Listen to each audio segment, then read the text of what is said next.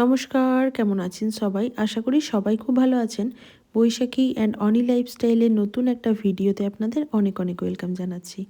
তো আজকে আমি বানাবো লাউ চিংড়ি, একদম ঘরোয়াভাবে সিম্পল, যে ডেলিকাট যেমন রান্না করা হয় ঠিক সেইভাবেই। তো এখানে আমি কিছু কুচো চিংড়ি নিয়েছি, এটা 100 গ্রাম মতো কুচো চিংড়ি আছে। আর নিয়েছি ডুমো ডুমো করে আলু কেটে নিয়েছি দুটো, আর লাউটা কেটে নিয়েছি। লাউটা দেখে মনে হচ্ছিল যে বীজ হয়ে যাবে, কিন্তু না, লাউটা একদমই কচি ছিল। আর লাউটা কিন্তু এই রান্নার জন্য একদমই পারফেক্ট ছিল। আর ডেলিকার রান্না, তাই রেগুলার মশলা এখানে ব্যবহার করব। তো আমি ডেলি রান্নার জন্য সমস্ত রকম মশলা বেটে ফ্রিজে স্টোর করে রাখি। তো এই বাটা মশলার মধ্যে আদা, রসুন, পেঁয়াজ, কাঁচা লঙ্কা আর জিরে, ধনে আর মৌরি, এগুলো সমস্ত কিছু বেটে রাখা আছে। তো এটা রেখে ফ্রিজে এভাবে স্টোর করে রাখলে ডেলিকার রান্নাতে বেশ সুবিধা হয়, রোজকার মশলা বাটার ঝামেলা থেকে মুক্তি পাওয়া যায়। তো চলুন, যাই হোক, আজকে রান্নাটা শুরু করি। একটা কড়াই বসিয়ে দিয়েছি, কড়াইটা খুব ভালোভাবে গরম হয়ে গেছে। এখন কড়াইয়ের মধ্যে দিয়ে দিয়েছি পরিমাণ মতো সরিষার তেল। আর তেলটা ভালোভাবে গরম হয়ে গেলে এই কুচো চিংড়িগুলো আগে ভেজে নেব। চিংড়ি মাছের মধ্যে সামান্য একটু লবণ আর হলুদ মেখে নিচ্ছি। তারপরে এই তেলের মধ্যে দিয়ে 1 থেকে 2 মিনিট মতো ভেজে নেব। খুব বেশিক্ষণ ভাজার প্রয়োজন নেই, তেলে দেওয়ার সাথে সাথে কিন্তু চিংড়ি মাছগুলোর কালার চেঞ্জ হয়ে আসবে। আর একটু ভেজে এটাকে তুলে নেব।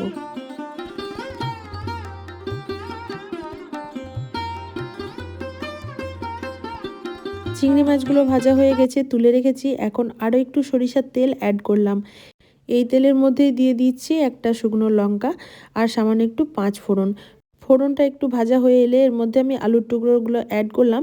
এখানে আমি 2টো আলু ব্যবহার করেছিলাম। আলুগুলো দিয়ে একটু ভেজে নিচ্ছি। আলুগুলো দেখুন লাল লাল একটা কালার চলে এসছে। বেশ কিছুক্ষণ ভেজে নিয়েছি। এখন আমি যে বাটা মশলাটা তৈরি করে রেখেছিলাম সেটা অ্যাড করে দিলাম। মশলাটা কিন্তু আলাদা করে ভেজে নেব না, এই আলুর সাথেই খুব ভালো করে মশলাটাকে কষিয়ে নেব। তো বাটা মশলার মধ্যে আমি বলেই দিয়েছি আগে কি কি মশলা ব্যবহার করেছি। এবার আমি দিয়ে দেব পরিমাণ মতো হলুদের গুঁড়ো, আর দেব লাল লঙ্কার গুঁড়ো, আর দেব লবণ। তো এগুলো পরিমাণ মতো ব্যবহার করেছি, যে পরিমাণে আমি সবজিটা রান্না করছি ঠিক সেই পরিমাণে।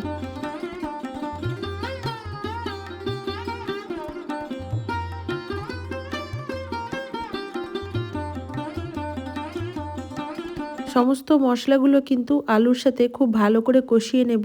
আর একটা ঢাকা দিয়ে দিয়ে একটু কষিয়ে নেব। এতে করে আলুটাও খুব ভালো করে সেদ্ধ হয়ে যাবে, আর মশলাটাও কিন্তু খুব সুন্দরভাবে কষানো হবে।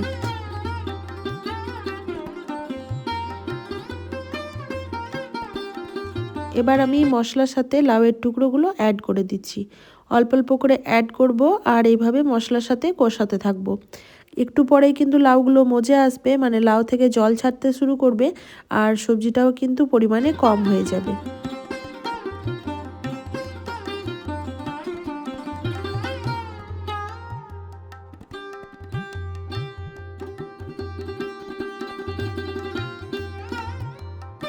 তো এইভাবে আমি একটা ঢাকা চাপা দিয়ে দিয়ে সবজিটা রান্না করব। এতে করে সবজিটার টেস্টও ভালো হবে। আর এই লাউয়ের সবজিতে রান্না করতে আর কোনো রকম এক্সট্রা জল ব্যবহার করতে হবে না। লাউ থেকে যে জলটা বেরিয়ে আসবে সেই জলেই কিন্তু এই সবজিটা খুব ভালোভাবে রান্না হয়ে যাবে। আর এতে খেতেও কিন্তু খুব ভালো লাগবে।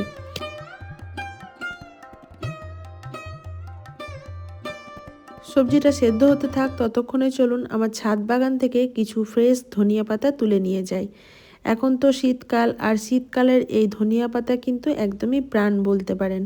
যে কোনো সবজিতেই কিন্তু এই ধনেপাতা ব্যবহার করা হয়, আর খেতে কিন্তু দুর্দান্ত লাগে।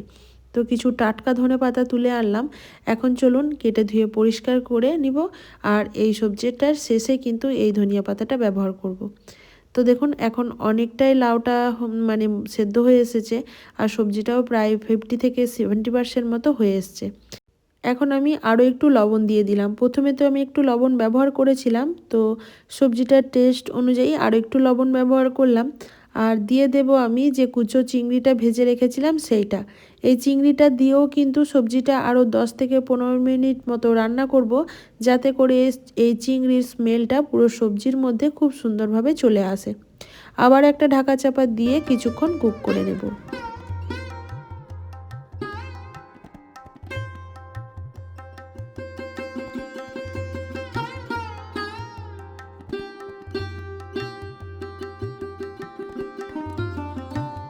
সবজিটা কিন্তু একদম শেষের পর্যায়ে। এখন আমি দিয়ে দিলাম হোমমেড সামান্য একটু গরম মশলা, আর দিয়ে দেব সামান্য একটু ঘি আর ধনেপাতা কুচি। দিয়ে ভালোভাবে সব কিছু মিশিয়ে আবারও ঢাকা চাপা দিয়ে স্ট্যান্ডিং টাইমে রেখে দেব 10 মিনিটের জন্য।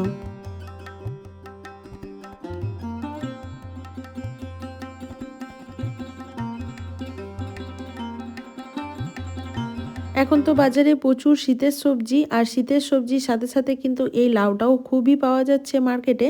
একবার আপনারা এরকমভাবে কুচো চিংড়ি দিয়ে লাউয়ের সবজি বানিয়ে দেখতে পারেন, খেতে কিন্তু খুবই ভালো লাগে। যারা চিংড়ি মাছ পছন্দ করেন তাদের কাছে তো দুর্দান্ত লাগবে। তো কেমন লাগলো আজকের আমার এই ভিডিওটি অবশ্যই একটা কমেন্ট করে জানাবেন, ভালো লাগলে একটা লাইক করবেন। সবাই ভালো থাকবেন, সুস্থ থাকবেন, আবারও দেখা হবে নেক্সট কোনো ভ্লগ বা ভিডিওর সাথে। আর হ্যাঁ, ফেসবুক থেকে দেখে থাকলে অবশ্যই পেজটিকে ফলো দেবেন। সবাই ভালো থাকবেন, টাটা।